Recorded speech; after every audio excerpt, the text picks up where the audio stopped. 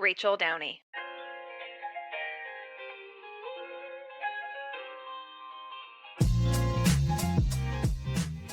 We live in an era of blah.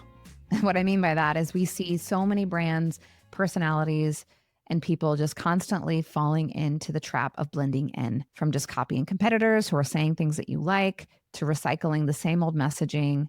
We have a tendency to play it safe with our content and how we show up online. So instead, we're stuck trying to fit in instead of actually standing out in a way that's authentic to your voice, your brand, and who you are and who your people need you to be.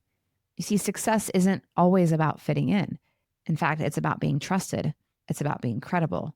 And oftentimes, those two things are counterintuitive to actually fitting in. It's about positioning yourself as an expert who's not afraid to call things out, to shake it up, to be bold, and honestly, to just be yourself. And that coveted status, David Newman, he calls it market eminence.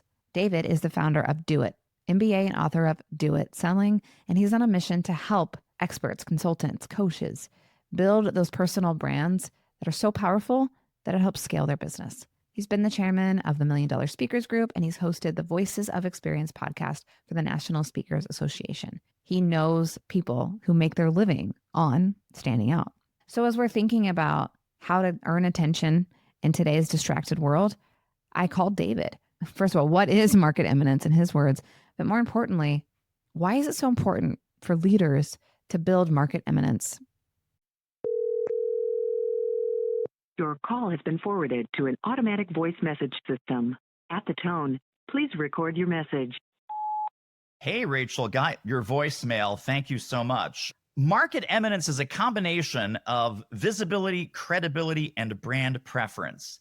And I think there is so much noise in the marketplace these days, and especially now in the age of AI, there is this content that is generated by robots, reading other robots, commenting on other robots, and the humans are going to win. But the specific thing that CEOs need to do, it's a 3-part formula to help them build genuine market eminence so that they raise their visibility and their credibility and their brand preference. Thing number 1 is stop sharing how-to content. Start sharing how to think, what to believe, and where to focus. Let's break down each of those just for a quick 15 seconds each. How-to content is going to be generated by AI. It's going to be instant, perfect, and free. And when I say perfect, I mean, don't worry about math or dates or numbers because AI is still not great at doing those things. But how to think content, how to frame up a problem, how to analyze some nuanced, higher level, basically thinking about thinking when it comes to your topic, the problems that you solve, the services, the products that you sell.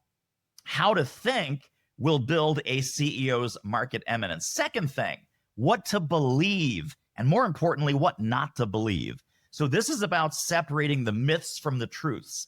This is about being able to call BS on certain practices or policies that are commonplace in your industry, but that are driving your clients and prospects crazy.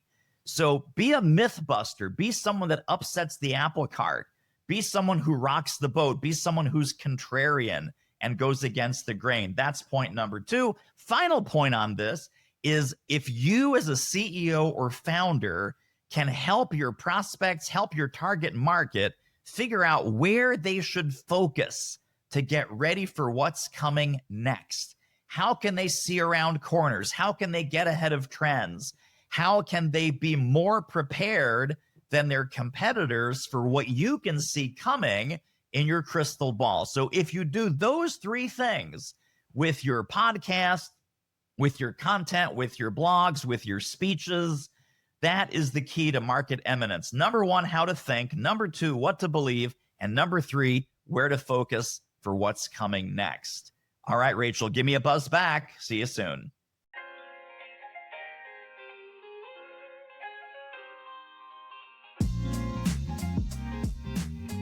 Thanks for listening. Want your podcast to do more? Subscribe to Genius Cuts because it's never just a podcast. You can find it at shareyourgenius.com.